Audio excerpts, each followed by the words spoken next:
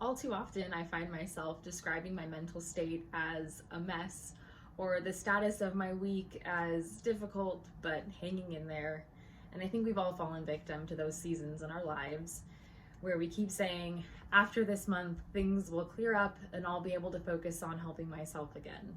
Because we've all been told about the importance of self-care, but we tend to brush it off when things get really busy because we just don't have time.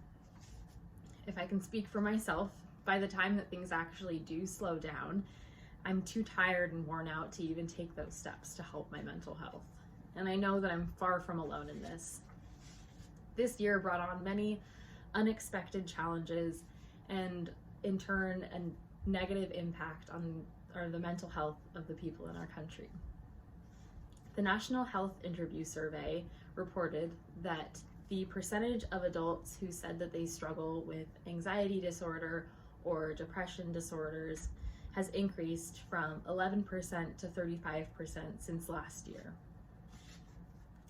The American Psychological Association did another survey where they found that the primary sources of stress for most American citizens at the moment is being concerned about a loved one's health, disrupted routines, online learning, and missing out on important milestones in our lives.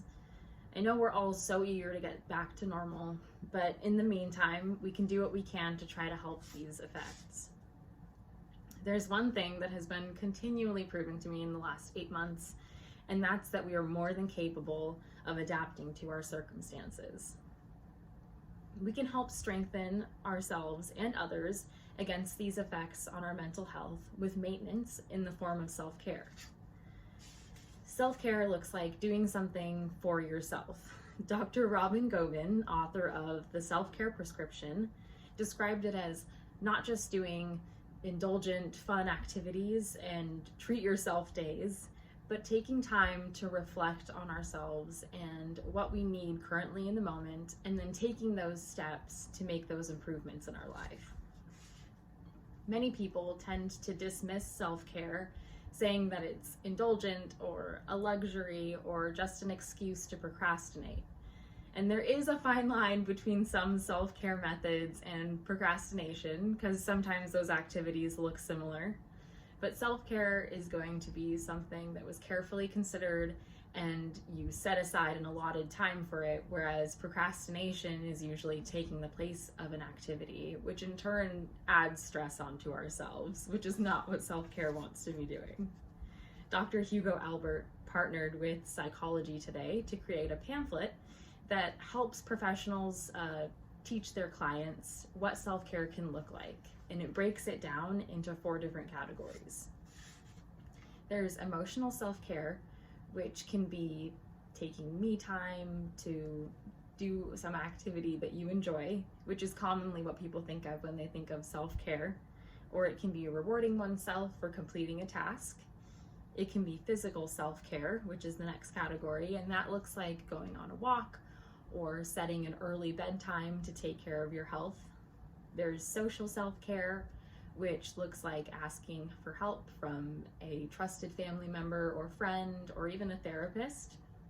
And that can also look like avoiding people in your life who tend to have a negative impact on your mental health.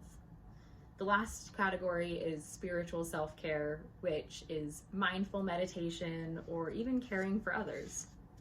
The takeaway is that self-care is fluid and that there is no one way to do it. It takes on many different forms, and in order to figure out which one you need currently, you can take time to slow down and be honest with yourself when assessing what your concerns are and how you can take steps to improve that.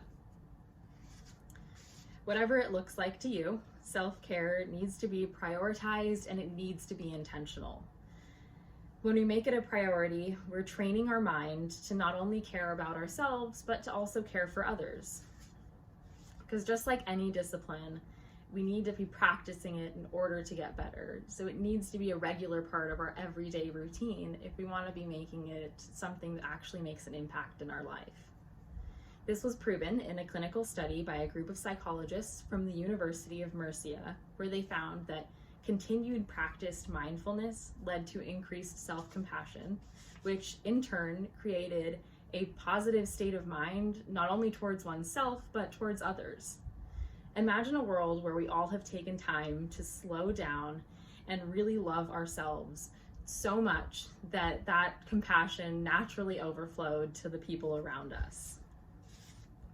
If we prioritize self-care and compassion, we can in turn create a compassionate environment for all of us to live in. To reflect, self-care is compassion and reflection that needs to be paired with discipline in order to apply those solutions to our lives and to follow through with addressing our needs before it gets out of hand. It's something that has to be practiced in order for us to get better at it. And I have confidence that through practice, all of us can make this a positive impact in our lives. So today, I want you to take time and set aside to just listen to yourself and look at what you're struggling with, and to just choose one thing that you can do to help yourself and your mental health today.